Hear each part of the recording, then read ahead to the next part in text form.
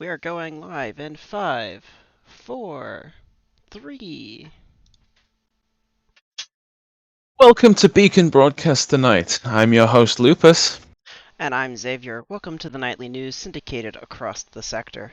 Tonight I'm coming to you live from the BBTV Honesty, where I sit waiting for interstellar transit towards the frontiers where the Starlight Corps Knights have reported the first signs of detection in their ongoing quest for their homeworld. And other news tonight. Special correspondent Captain Trilby has visited the TTGI station apartment to deliver information on a recently uncovered pre-glitch weapon system. A full report will hit the net in a few days. However, in non-station related news, our popular report Chaz Gusto Prime is out on assignment detailing the 3 new worlds the Children of the Vein recently discovered. Trey Grin will be filling in this month. The Alguamala Syndicate has begun advertising for their upcoming AutomaCon 372nd extravaganza. Aspiring engineers and inventors are encouraged to make their way to Nueva Cuauhtémoc or potentially Gome, as the final location of this event has yet to be decided. Reporters from our affiliate station, Beacon Space Today, have been busy this month following up on the Supreme Court judgment regarding the appointment of Aetherling Senwin to the Assembly. A full report later in this broadcast. In other Commonwealth news, the Landlord Consortium has seen its stock rise quickly after a surprise announcement for the winner of the Peleus Charter. It's a good thing my investment strategy supports them now, isn't it, Calbrick? Well, I suppose you have better investment advisors than me. I was hoping the Harmony Haulers would receive the award, but I guess 4 in a row was too much to ask. I suppose so. Nevertheless, our top story tonight is Lupus Kalbrick's increasing investigation into the Penumbra network and reported free agent activity. Some of the most recent community reports to roll across my desk include Conundrum in Dacia, as increased communication activity floods the vital sector. Do you need a holiday? The luxury cruise ship Teleria was spotted in Sector Northeast, following the recent exploration of Ascent ships in the area, viewing the sites of exotic locations such as recently discovered Planet Z. And finally, an assembled Commonwealth travel advisory exists for high transit routes between Sector Centre and the Aster system. BB, BBTV Tonight with Xavier Stortis and Lupa Halbrecht continues after a word from our sponsor, the Concord of Mutual Disdain's Cuisine Consortium. Tired of eating the same old food? Come to Kartakook and experience our delectable cuisine. Most of our amazing dishes don't handle interstellar transport and can only be enjoyed planet-side. Like our swirl boiled bread, a rich dense loaf made of coral and seaweed. Warmly toasted and paired with sea honey, it makes a delicious morning treat. While coated with coralillo, it serves as a tasty appetizer or delightful snack. Or try the Kartakook Medley, a mouth-watering entree traditionally made with a variety of fresh seafood that's cooked under the starlight, glazed with sea honey, and served piping hot in a crab shell. Come for a visit. Your taste buds will thank you. I'm sure my taste buds will thank me once I'm able to make it over to Karkadook. And thank you to the Concord of Mutual Disdain for providing that advertisement for not only this lore stream, but also our free agent episodes. Right, I'm Xavier Stortes, or you may know me on Discord as LichMaster98, and my co-host today is... First Calbrecht. And we'd like to welcome you to the Beacon Broadcast TV's 11th lore stream. We hope you enjoyed this cool intro, and if you don't know what's going on here, welcome to Unrestricted Lore Fair. We host a monthly lore stream and faction turn stream for the Beacon Space system that is being created by members in the Discord community. You can join into any of the different factions that will be discussed today, or you can see taking actions in the faction turn by joining the Discord server and then joining a faction. Anybody there will be more than willing and able to help you get introduced to the system and learn more all about it. You can in fact see the faction logos cycling through onto the side of your screen right now. You think I missed anything in that introduction, Kel? Nope. Yeah, anyone is very welcome to come and join our community. Absolutely. Well, then let's go ahead and get started with a few of our faction announcements today.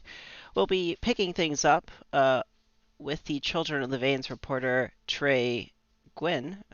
Trey Grin filling in for Chaz Gusto Prime to check out the Children of the Veins report from um, this month. Words are hard. By the New Eden Gene Bank. Be a better you. Visit your local branch for a consultation.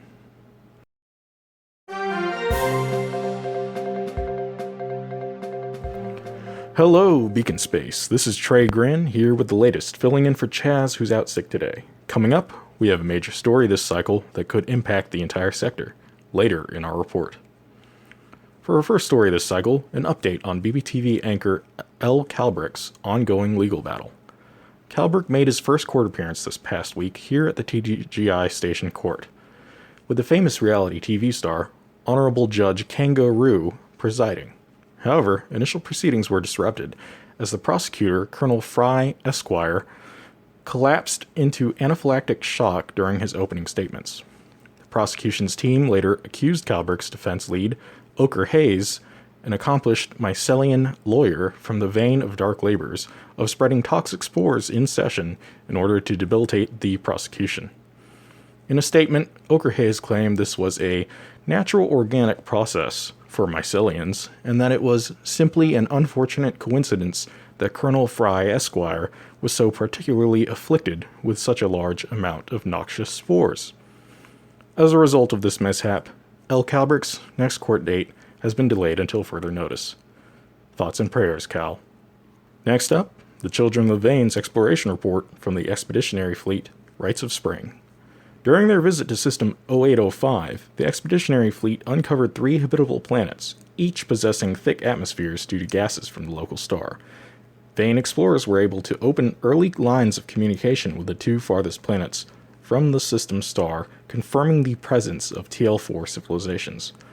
More signs of civilization were found on the third world, which most closely orbited the system star, though initial reports suggest that this cooked world may be significantly underdeveloped. And here's our top story today. The long-awaited revelation of the secretive TTGI-Telos government collaboration. In a system-wide emergency broadcast, the TTGI board and administrator Cardinal Olive Blanche stated that a comet is predicted to impact Telos within the coming cycle. In ensuing press statements, representatives of the local government and the TTGI announced that the meteor strike would be preferable to a diverted impact as it would offer valuable resources to the local terraforming projects. With their combined resources, a comet cradle megastructure utilizing thousands of TL5 anti-gravity nodes, dubbed the Choir, was built in secret in the barren wastes of Telos. This Choir is reportedly designed to catch the falling comet at the end of its projected impact path. An optimistic perspective, but outside experts have been critical. The scheme is far from foolproof and may have many unintended consequences on the local biosphere. Many Telos citizens and visitors have now begun evacuating the planet, while others take shelter in local emergency bunkers, hoping to weather the storm. Perhaps the strangest effect of all has been the revitalization of the cult of Hernalgra, a movement claiming to have summoned the comet with their ancient magic, further declaring that the comet is the prophetic return of their eldritch god. I, for one, will not be joining any cults in the near future, but I would be lying if I said they didn't make me anxious and a little excited. And that concludes our sector report for this cycle. A lot of new information, some exciting and some worrisome. But one thing is always true. This sector never ceases to surprise us here at BBTV. This has been Trey Grin, blipping out.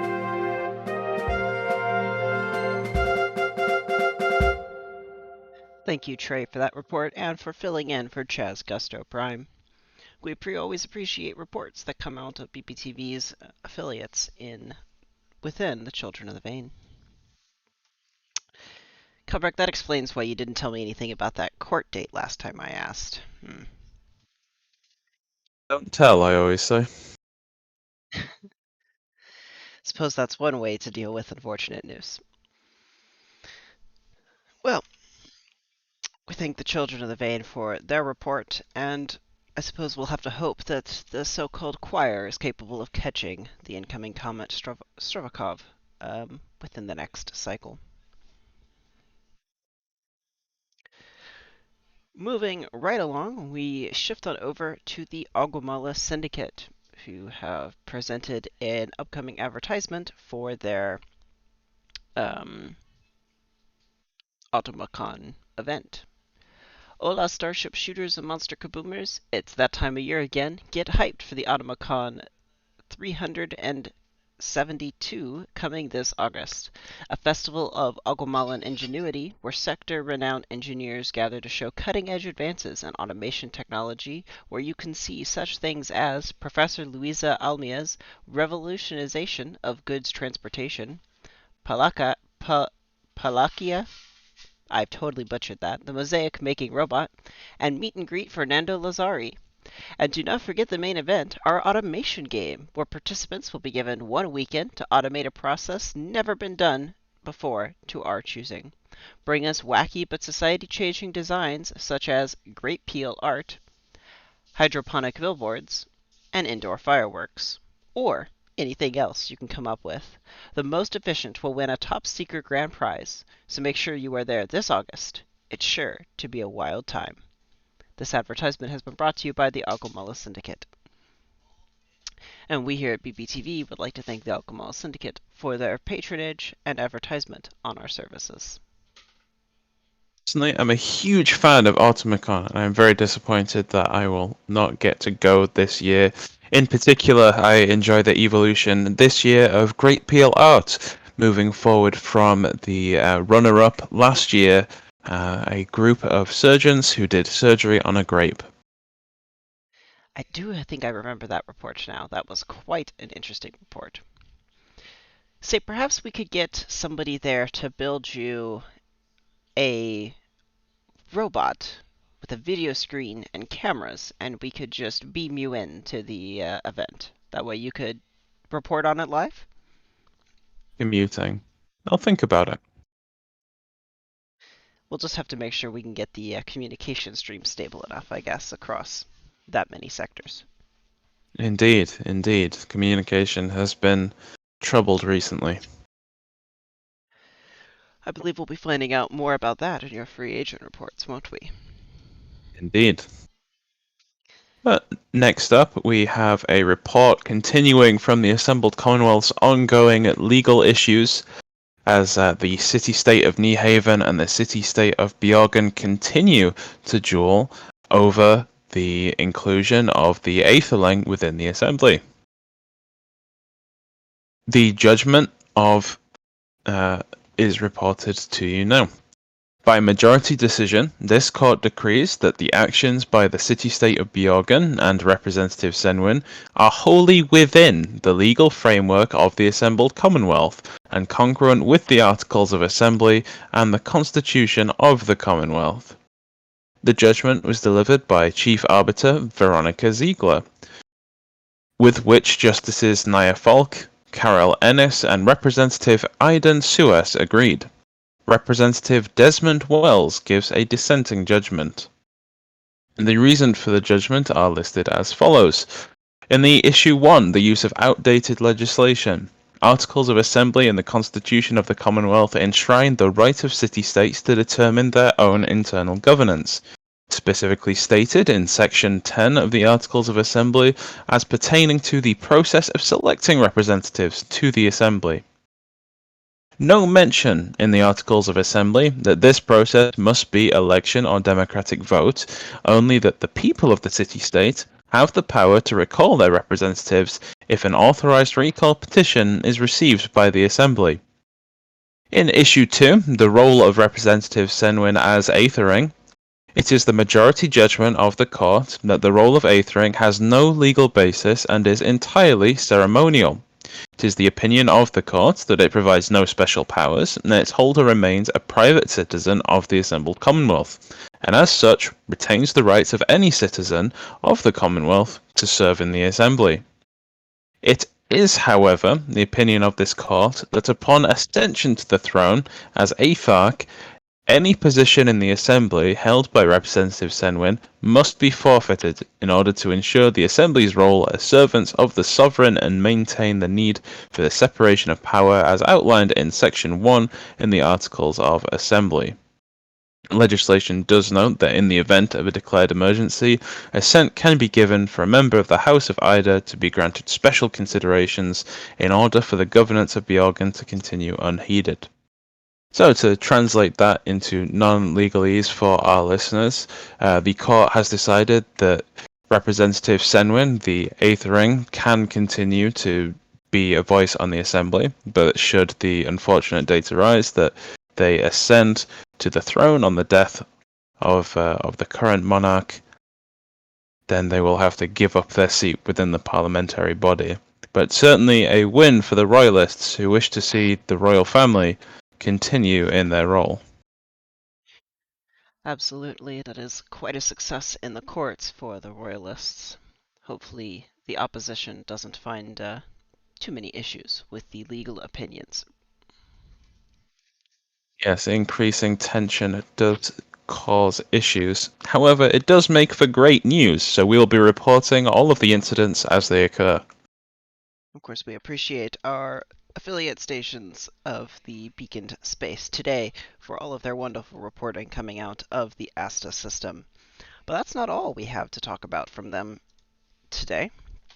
We additionally have a report regarding the Peleus Charter, which we'll be displaying now. So the Peleus Charter was awarded. The Assembly has awarded the Peleus Charter to Leah Lambert of the Lambert Consortium. This newly established route is expected to be a lucrative venture for the Lambert Consortium. Not only does the charter concern goods produced on Peleus and in the Astanar system, but establishes the Lambert Consortium as the main provider of colonist transportation as part of the Board for Exploration and Colonization of Uninhabited Systems Colonial Volunteers Program, or the BECAS CVP, I believe. The Lambert Consortium was perhaps one of the more unlikely candidates for the Peleus Charter, with its relatively small fleet and no experience in operating such a charter. However, Lena Lambert's close ties with Atharchling Senwin may explain the successful vote in the Assembly. The Atharchling is enjoying a sudden upsurge in political support after her recent victory in the Supreme Court that we just reported on moments ago. More moderate voices have been rallying to her side, though deep divisions in the Assembly remain. One Assembly source revealed that members of the anti-Senwin faction have reacted to the news with informal accusations of corruption and nepotism, with some likening the result to the events that occurred under the reign of Atharch Vitor I and his regime. The Lambert Consortium, however, is enjoying the benefits of the announcement already, with the stock price increasing 15 points immediately following the announcement, a trend that seems likely to continue as trading resumes this morning. And I for sure appreciate that uptick. I've got about 20% of my retirement investment into that fund, and man, is it going up. Yes, we do see the immediate impact of Aethering Senwin as a representative in generally financial success for most of the assembled Commonwealth markets. Not only the Lambert Consortium, but trade across the sector and across the world in particular has increased some percentage points. Whether this trend is a temporary surge of public opinion or it will hold is yet to be seen. Hopefully it is not a bubble that will pop should the tension currently in the sector ever become evident.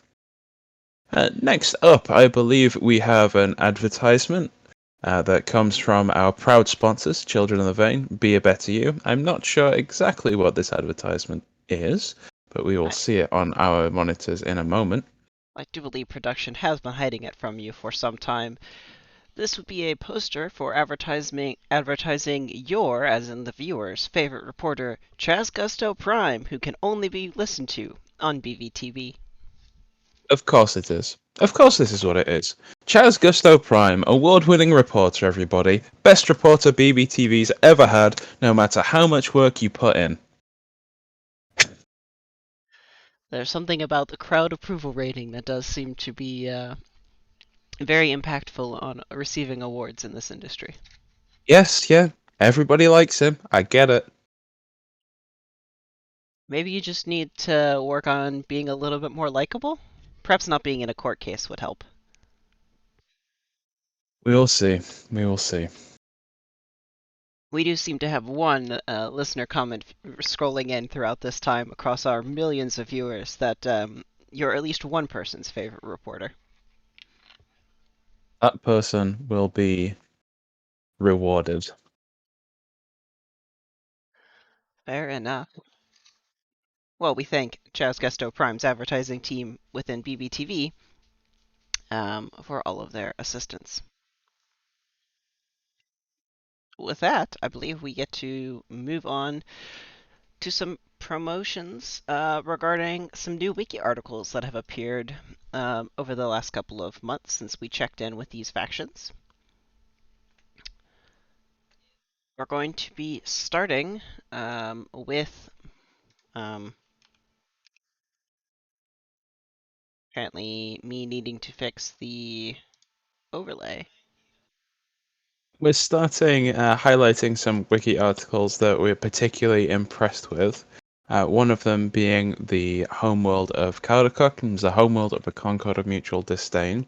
It was already rather fleshed out with information on Visgaz, the Jellyfish City, though they have recently greatly expanded it to include the cell block city, the stationary city, moving city, new city, and the new moving city. We'll see if there's a new moving city soon enough. But they have detailed their planet and a lot of the major locations upon it, and we're very impressed with the detail and the way it brings the universe to life. So thank you very much to the Concord of Mutual Disdain for their efforts on their homeworld. Right, and I think I've sort of gotten it fixed. The unfortunate thing with the wiki, of course, is lots of text can make it harder to display concisely. And now it's staying there because it keeps snapping to either the edge of the screen or our text transcripts. But it's been quite nice to see all this new lore come out about Karkadukt and give some more location depth for when free agent activities take place on these different worlds. Personal favorite highlight is the new moving city, Caps Zulakriti, which contains a bazaar made up of thousands of ships forming a giant moving market that traverses across the world in a nomadic market lifestyle. And it is a really cool mental image, these swarms of ships going around providing commerce to anywhere that will have them. That is quite cool. And our second advertisement today is over the homeworld of Heliocytus for the Children of the Vein. And we specifically wanted to highlight a few of the notable locations that have been detailed out, including the Great Tree of Providence, which is the primary planetary capital and spaceport, along with being the major population center of Heliocytus. They have also highlighted the attributes and planet tags of their planet, including some new beautiful art detailing Heliocytus, a beautiful mix of purple and red. And they have explained the tags for the planet, which include local tech and Mandarine. If you'd like to know how they've explained those tags, you can look on the wiki for yourself. But needless to say, it's very interesting.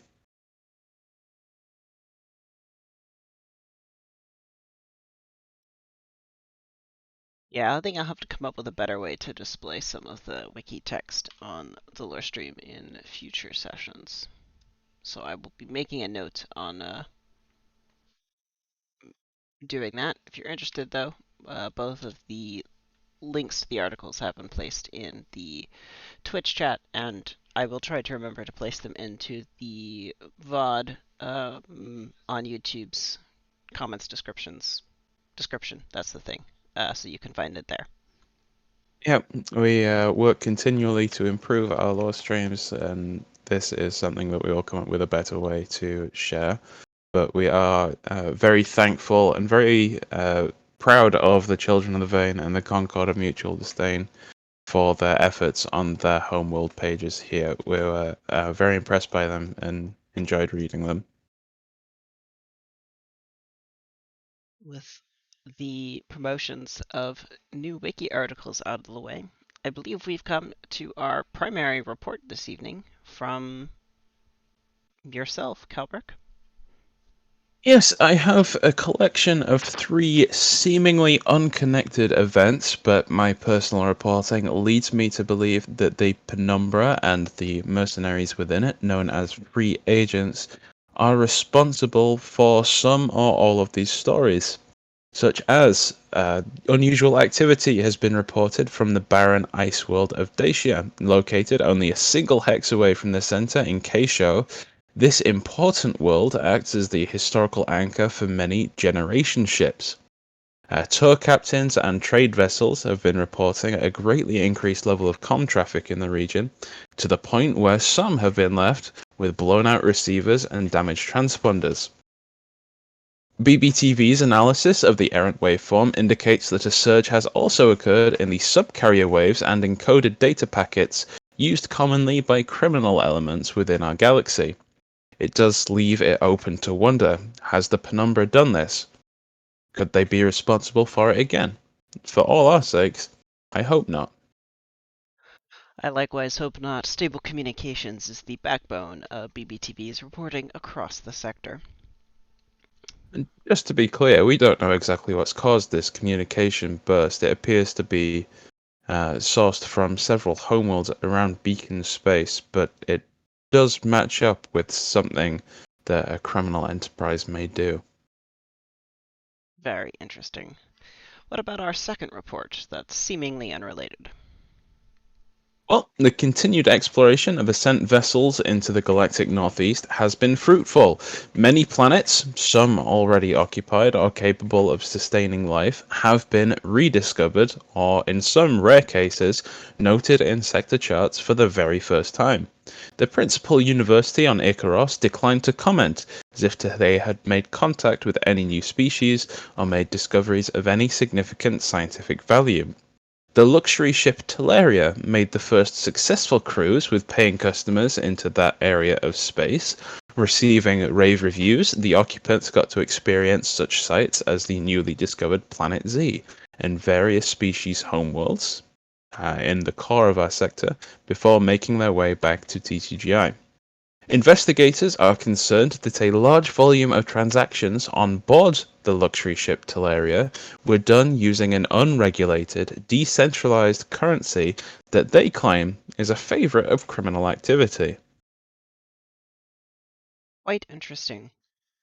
Quite Now, interesting. we know that across our sector and our galaxy, uh, digital currencies are not uncommon. We know that, I mean, you all know from traveling the exchange rate and having to carry so many different currencies is a pain. But in this case, known as Howl, it is suspected to be a criminal digital currency. I think I'm going to need to upgrade my own digital wallet here shortly to be able to hold all of the new digital coins needed as all of these new worlds reconnect to the sector networks. Speaking of which, has the impacts of the Mineral coin gone up or down recently? I've been interested in investing in that coin. After the awarding of various asteroid fields around 0909 center, the stock price and the value of their coin in the public perception have been skyrocketing. I believe that one mineral coin is currently worth 346 TTGI script tokens. Perhaps My wise investment early on into that organization has paid off, and I'll need to convert back into TGI Scripts tokens for the near future. Yes, here's hoping it's not some kind of swell and pop. We will all hope not. And our final unrelated but seemingly connected story. The final report is connected to the news from the Assembled Commonwealth earlier in this broadcast. The rising tensions within the Assembled Commonwealth have led to a marked increase in Penumbra and underworld activity within Asta and the surrounding systems. A brief incident at a midpoint FTL gate led to traffic being held up for 14 hours as ship wreckage and rogue vessels were removed from the area. It is at this time that BBTV would like to issue a travel advisory to all of our viewers. Only travel to affected systems if you are on urgent business or sufficiently protected. Though I must note that this protection should come through official channels. Do not support the so-called free agents who have been a growing problem in recent months. That's a good thing. The newest BBTV ship, the BBTV Trustworthy, is ready to be deployed from TTGI station here, only within a matter of weeks, being able to provide more official protection on transit around these center systems.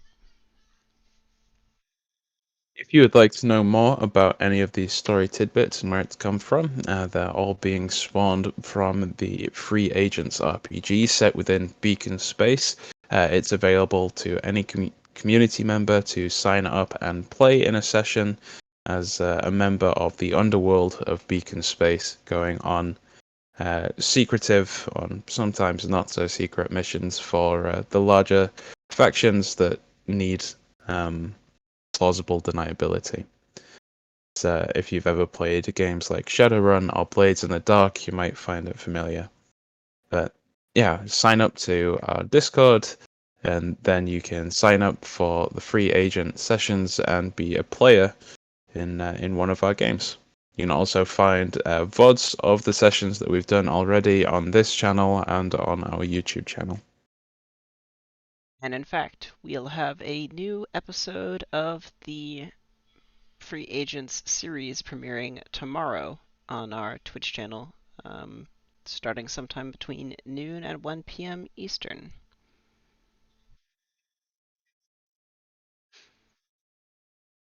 And finally, do we have any dates for the coming month that we can confirm?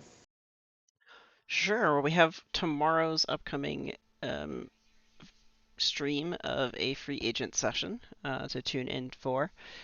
And then in, is it 2 weeks, on August 7th, we have the upcoming Faction Turn 11, which will be taking place. Due dates for trade and turn locks are the standard 48 and 72 hours prior to the stream.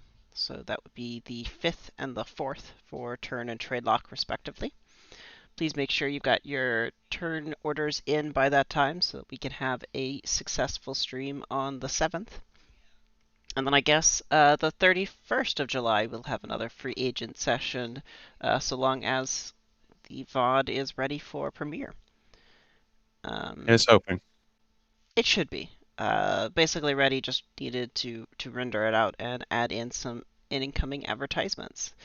Which I suppose brings me to a final thing. If any faction was watching this or watches the VOD and is interested in having an advertisement run in either this stream or the free agent streams in the place of our break that is taken in the live sessions, feel free to send those over to me and I'll be rotating them in and out so that everybody gets to have their advertisements run in at least a few sessions.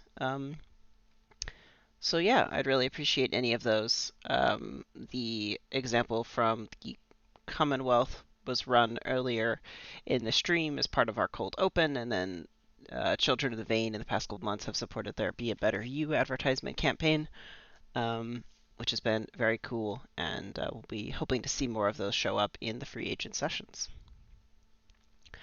The next lore stream dates are yet to be decided, though they should be sometime within the month of August. Finalized dates will be out within the next couple of days. With that, I think that ends up everything we had prepared for presentation today. Did you think come up with anything new, Calbrick? No, I believe so. Thank you to all of the factions and individuals who have submitted content for the lore stream today. We always greatly appreciate it. We know how hard you all work on making the world of Beacon Space alive and real, and yeah, thank you for your contributions. And then even if you have lore contributions that aren't always making it into the lore stream, Beacon Space's free agents campaign are definitely taking advantage of information that's on the wiki, and we always appreciate new ideas for stories and locations and people to interact with. So if you have any suggestions for those, even if it's not specifically for the lore stream, feel free to let either Cal or I know in the Discord so we can make notes of those new additions for potential future missions or recognition on the lore stream.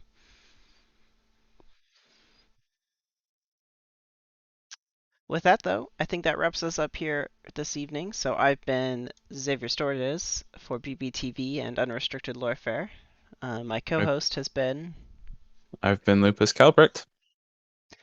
and I guess we'll be blipping out.